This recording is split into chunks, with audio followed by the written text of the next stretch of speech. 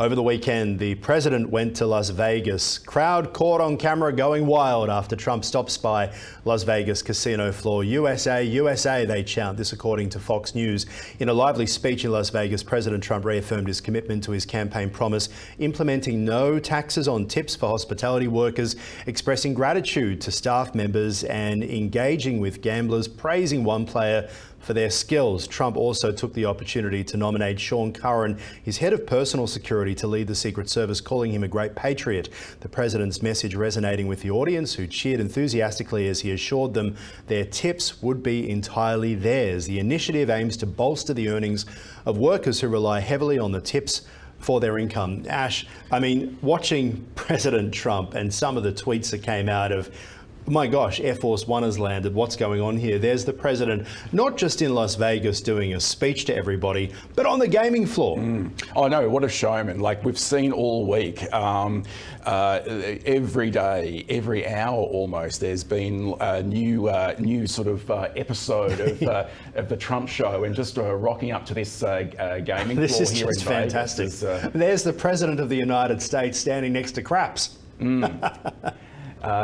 Could you imagine the predecessor doing this, or maybe even Kamala Harris? Well, that's the thing, and that is what has worked really well for him. You know, Bill O'Reilly, the commentator who's a long-term friend of President Trump, speaks about how he's just made for television. He knows where the cameras are. He knows the importance of it.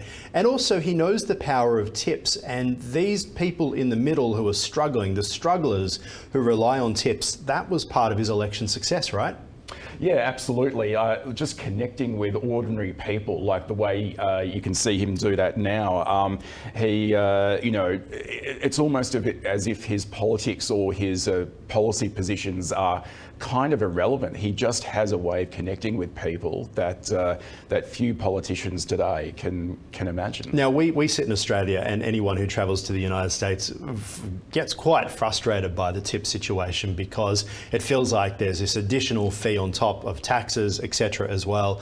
But you were at a pub over the weekend here in Australia. What was the price of a beer? So a pint of beer at a pub in inner city Melbourne yesterday, $18.20. Wow.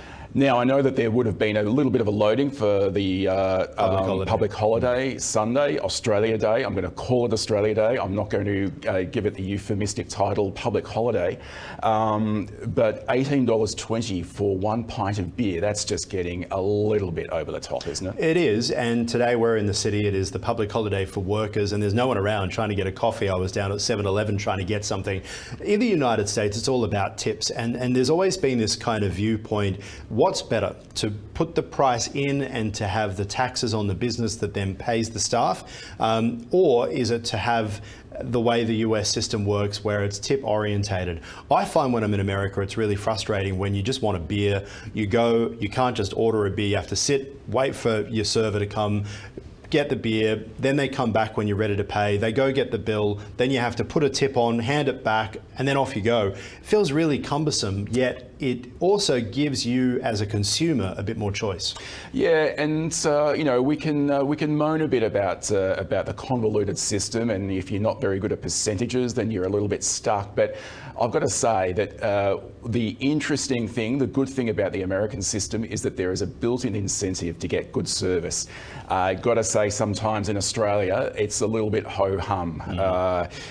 Very disinterested service you can get in some places. Some places, of course, are very good, but I think it really speaks to that go-get-em American entrepreneurialism that right through their system is built in this mechanism to encourage good service and good business. It is a massive difference between the two countries, and you see it all the time. I mean, even service at some of the fast food restaurants has become so bad that McDonald's, I think, is listed as one of the worst customer service destinations in Australia. Australia these days, and that's an American company. You must wonder what the Americans must think about dealing with Australian workers who have a system which is very good for Australian workers, but is it good for consumers? Well, you go into some McDonald's today, and look, I must say I don't go there too often, but some people walk in there and are quite baffled because there's actually no one serving at the counter.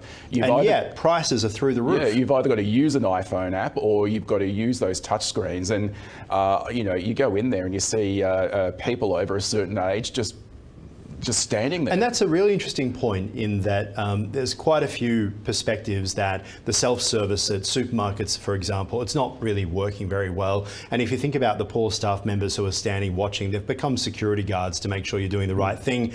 Coles in Australia has put in these gates that they essentially have to allow you out of, which is a horrible feeling. I can't believe we've entered that territory. I don't blame Coles, I blame inflation and the pandemic for that, because some people are desperate and they've got no choice but to steal. I mean, it's how Australia began in the first place. People stealing loaves of bread in England. Well, yeah, that's right. So I guess it keeps up a kind of a long tradition that's been going on now for nearly 250 years.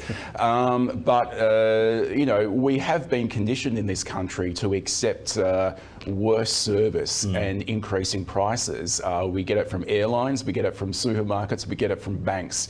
Somehow in this country, we just accept it.